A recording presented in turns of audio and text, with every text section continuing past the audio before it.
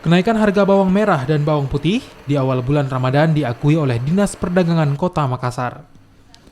Lonjakan harga yang ditengarai terjadi karena persediaan bawang yang kurang serta permintaan yang tinggi di pasaran. Bawang merah dan bawang putih dijual Rp50.000, yang sebelumnya dijual Rp30.000 per kilogramnya. Kepala Bidang Perdagangan Disdak Kota Makassar mengatakan, kenaikan harga bawang merah dan juga bawang putih disebabkan oleh lambatnya pengiriman bawang dari Surabaya yang membuat persediaan bawang di Makassar berkurang jelang dan memasuki bulan Ramadan.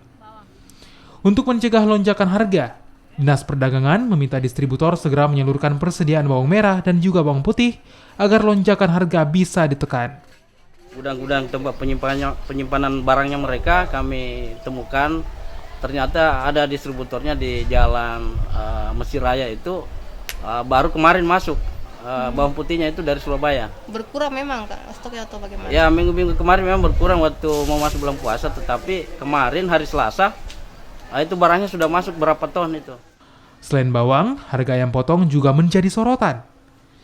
Dinas Perdagangan telah bekerja sama dengan Bulog untuk menggelar operasi pasar untuk menekan lonjakan harga bahan pokok di bulan Ramadan. Nila Rustam, Kompas TV Makassar, Sulawesi Selatan.